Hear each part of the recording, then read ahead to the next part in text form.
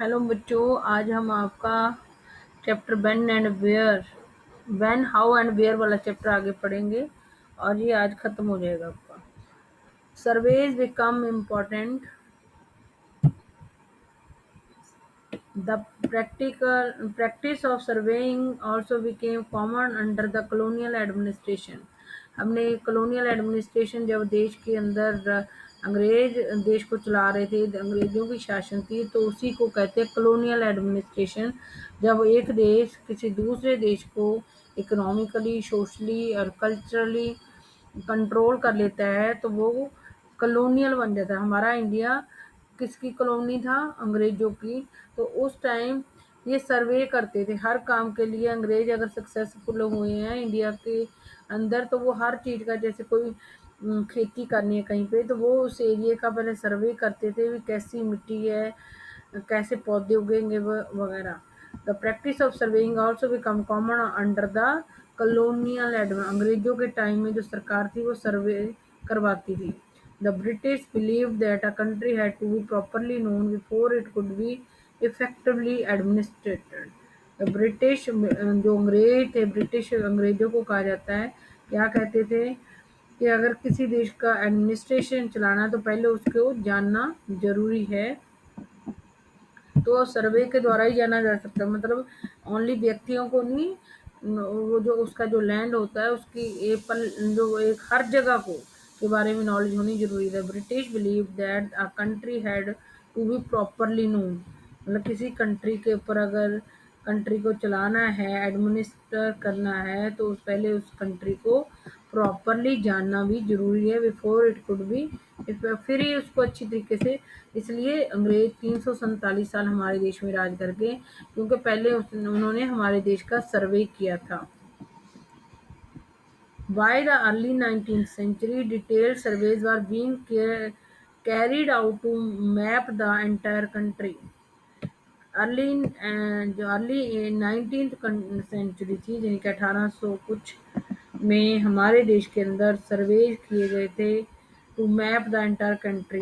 पूरे मैप, देश का मैप बनाने के लिए लंबे चौड़े सर्वे, डिटेल्ड सर्वेज करे गए थे इंडिया के अंदर। In the villages revenue surveys were conducted. या क्वेश्चन आ सकता है विलेजेस में कैसे सर्वेज होते थे, तो रेवेन्यू सर्वेज करवाई जाती थी विलेजेस में। रेवेन्यू सर्वेज क्योंकि जो वो फार्मर होता था, पीसेंट होते थे, उससे ये रेवेन्यू लेते थे, इसलिए विलेजेस में ही पीसेंट रहते हैं, तो विलेजेस में रेवेन्यू सर्वेज करवाए जाते थे। The effort was to know the topography, the soil quality and the flora fauna and the local history. The effort was, क्या क्यों वो सर्वेज करवा रहे थे अंग्रेज? वो ये जानना चाहते थे जो टोपोग्राफी है हमारी देश की, मिट्टी जो लैंड है उसको ऊपर वाली जो सॉइल है वो कैसी है, कैसी ऊपर की सॉइल है। टोपोग्राफी क्या है? लैंड की सॉइल कैसी, अच्छी क्वालिटी की है या बुरी, जो फर्टाइल सॉइल है या अनफर्टाइल इनफर्टाइल है। द फ्लोरा एंड फौना, वहाँ का जो हमारा जानवर कैसे हैं, पेड़ पौधे कैसे हैं। फ्लोरा एंड फौना क्या होते हैं? पेड़ पौधों के बारे में वो जानना चाहते थे। द लोकल हिस्ट्री, हमारे जो पुराने राजे होते थे, तो हर एरिया की वो लोकल हिस्ट्री जानना चाहते थे। एंड द क्रॉपिंग पैटर्न, और कौन से एरिया में कौन सी क्रॉप्स उगती हैं, कौन सी फसलें उगती हैं, सर्वे के द्वारा वो पता लगाना चाहते थे। All the facts seen as necessary to know about to administer the region. तो ऑल द फैक्ट्स सीन, मतलब ये जितने फैक्टर यहाँ बता रखे हैं, topography, the soil quality, the flora and the fauna and the local histories, the cropping pattern, ये उनको इम्पॉर्टेंट वो लगते थे, फैक्ट लगते थे, जिनके बारे में वो जानना चाहते थे, ताकि वो अच्छी तरीके से प्रशासन को चला सके या एडमिनिस्ट्रेशन को चला सकें। From the end of the 19th century, जब 19th सेंचुरी का एंड था, the census operations were held every 10 years.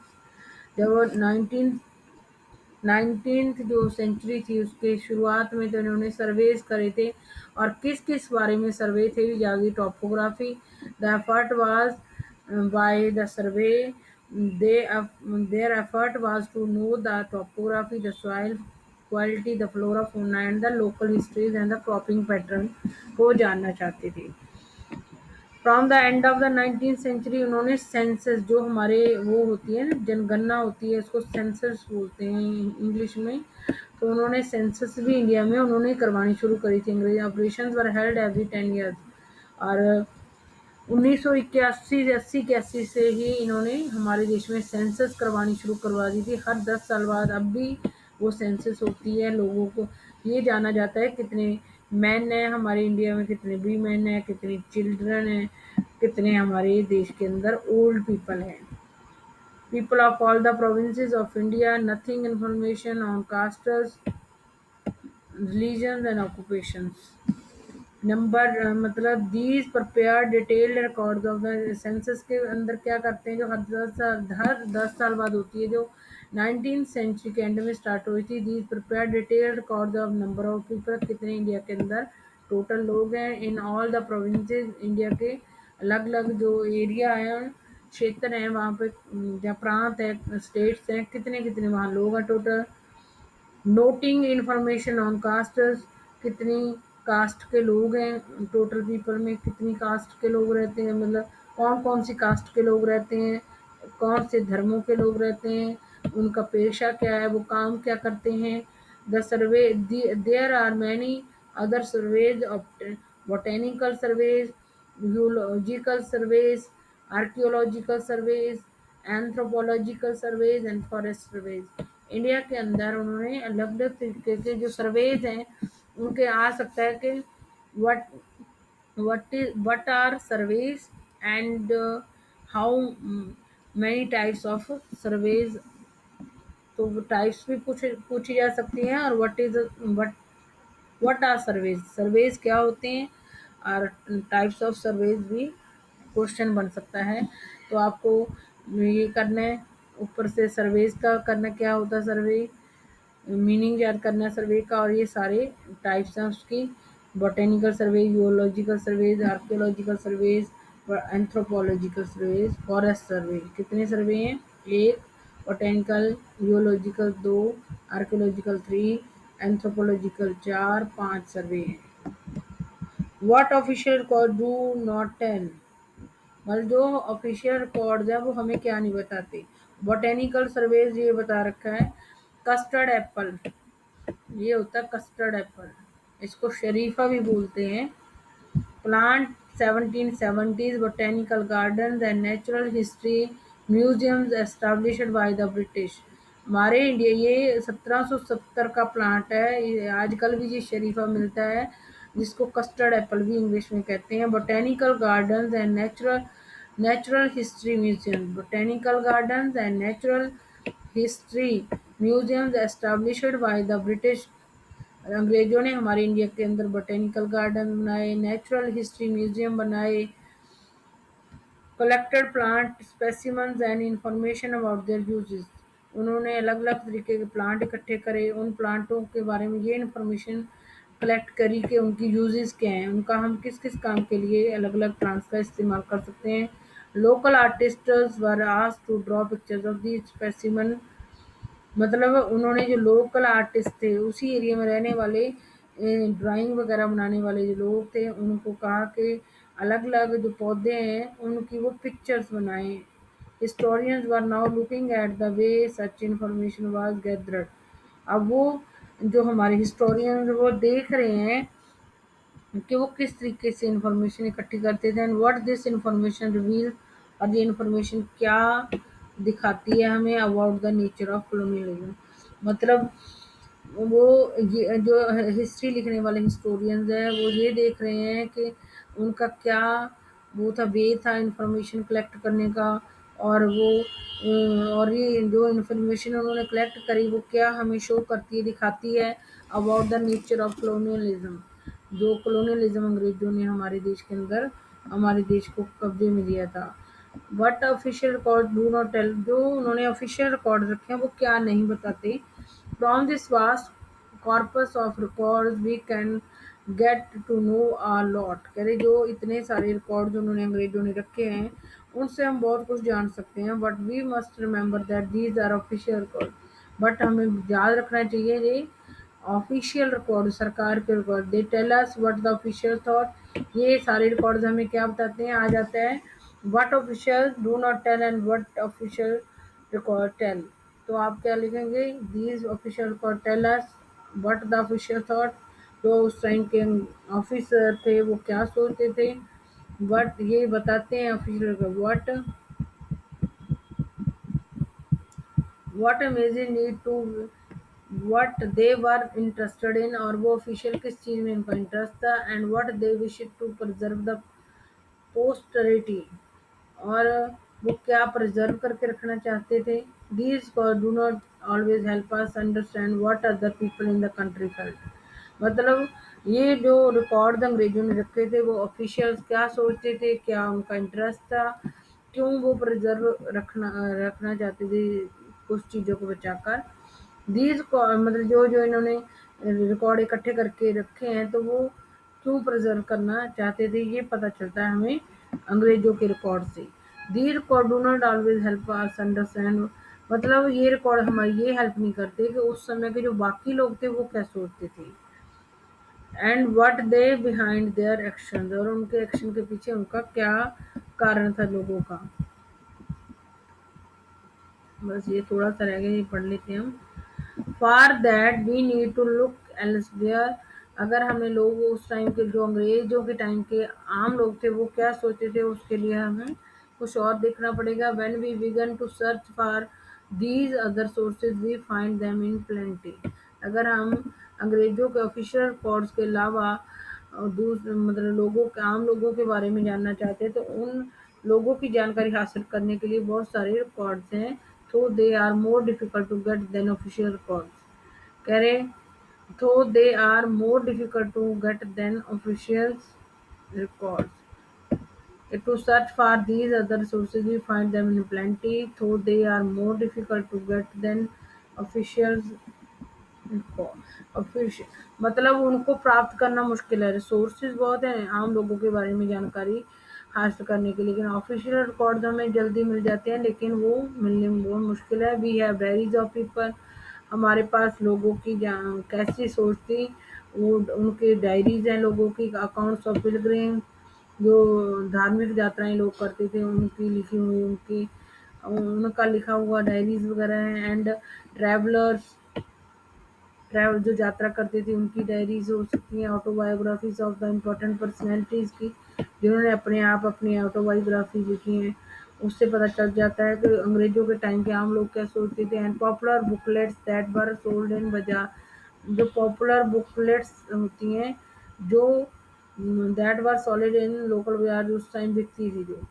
As printing spread, newspaper were published and issues were debated in public leader, जैसे printing start हो गई थी उससे newspaper छपने लग गया था, जो डिबेट्स होती थी पब्लिक में वो issues were debated in public, जो उस टाइम के इश्यूज होते थे मतलब मुद्दे होते थे वो उनके ऊपर पब्लिक में लोग डिबेट का बहस करने लग गए थे। Leaders and reformers wrote to spread their ideas, मतलब पुराने समय में अगर आम लोगों के बारे में हमने जानना है तो वो अंग्रेजों के ऑफिशियल रिकॉर्ड से हमें नहीं पता चलता, लेकिन उनको आम लोगों के बारे में जानने के लिए जो रिकॉर्ड्स हैं बहुत सारे हैं लेकिन वो इजीली नहीं मिलते, क्योंकि लोगों की डायरीज होती हैं वो तो लोग अपनी डायरी तो अपने घर में ही रखते हैं ना, किसी को नहीं देते। और जो धार्मिक यात्राएं करने वाले और घूमने वाले ट्रैवलर्स होते हैं उनकी डायरी से भी हमें पता चल सकता है, लेकिन वो मिलनी मुश्किल है। और जो कई लोगों ने अपनी जीवनियाँ लिखी हैं उससे भी हमें आम लोगों की सोच के बारे में पता चल सकता है। और उस समय जिस समय के लोगों के बारे में जानना चाहते हैं उस समय बाजार में जो बुकलेट्स मिलती थी वो मिल जाए तो उससे भी वहाँ के लोग। और जब उस समय प्रिंटिंग शुरू हो गई थी तो न्यूज़पेपर छपना शुरू हो गया था, जो मुद्दे होते थे लोगों की प्रॉब्लम्स होती थी उस पर डिस्कस होती थी। Leaders and reformers wrote to spread, और जो लीडर होते थे जो समाज को सुधारने वाले लोग होते थे उन्होंने अपने आइडियाज विचार लिखने शुरू कर दिए थे जब प्रिंटिंग प्रेस आई है। पोइट्स ने अपनी पोइम्स, नॉवलिस्ट ने अपने नॉवल्स लिखकर अपने जो विचार थे वो एक्सप्रेस करने शुरू कर दिए थे। इन सब से हम लोगों के आम लोगों की राय उस टाइम के क्या सोचते थे वो जान सकते हैं। All these sources, however, were produced by those who were literate। लेकिन ये जो सोर्स हैं ये उन्हीं लोगों ने प्रोड्यूस करे हैं जो पढ़े लिखे थे, तो अनपढ़ लोगों के बारे में कुछ भी सोर्स नहीं मिलता। From these we will not be able to understand how history was experienced and lived by the tribals and the peasants। मतलब जो पढ़े लिखे लोगों ने लिखा हो तो उनके बारे में पता चल सकता है, लेकिन अनपढ़ लोगों के बारे में हमें कैसे पता चलेगा। From these we will not be able to understand how history was experience lived by the tribals. और जो ट्राइबल्स होते कबीले होते थे अनपढ़ लोगों के, और किसान भी पढ़े लिखे नहीं होते थे, और in the workers in the mine जो खानों में काम करने वाले खदानों में काम करने वाले लोग होते थे, गरीब लोग होते थे गलियों में घूमने वाले, उनके बारे में हम ये तो पढ़े लिखे लोगों की बुक्स हैं जिनसे उनके बारे में पता चलेगा। लेकिन किसानों खदानों में काम करने वाले गरीब लोग जो गलियों में घूमते थे उनके बारे में हमें, वो ट्राइब्स जो मतलब जंगलों में रहते हैं उनके बारे में हमें कैसे पता चलेगा। Getting to know their lives is more difficult task. मतलब अनपढ़ और गरीब लोगों के बारे में जानना इन ऑफिशियल रिकॉर्ड से मुश्किल है। Yet this can be done if we make a little bit of effort। When you read this book you will see how this can be done। ये चैप्टर आज ख़त्म हो गया भाई। आप लोग ढंग से जो मैंने बनाए हैं वीडियो जो सुन लेना तो आप लोगों को समझ आ जाएगी।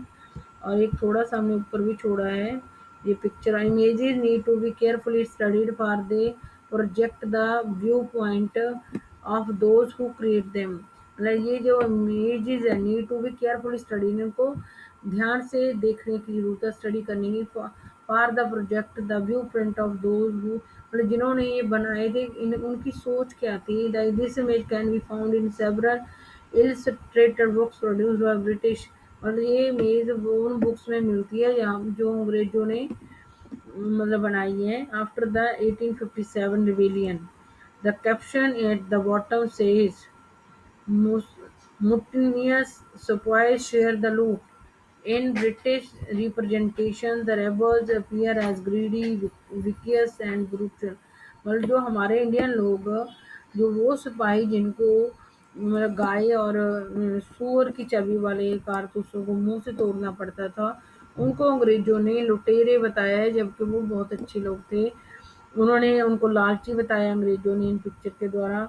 विकियस और ब्रूटल मतलब गलत बताया उन लोगों को, जबकि वो अच्छे लोग थे इंडिया के जो लोग जिन लोगों को वो अपने फौज में काम करवाते थे उनसे जबरदस्ती गाय और सुअर की चर्बी वाले कारतूस मुंह से तोड़ने के लिए कहते थे, तो फिर उन्होंने अंग्रेजों के विरुद्ध बगावत कर दी थी। उन्हीं को मुट्रियस बोलते हैं। तो लेकिन उनको इन्होंने जानबूझ के लुटेरे बता दिया था, उनको ग्रीडी विकियस और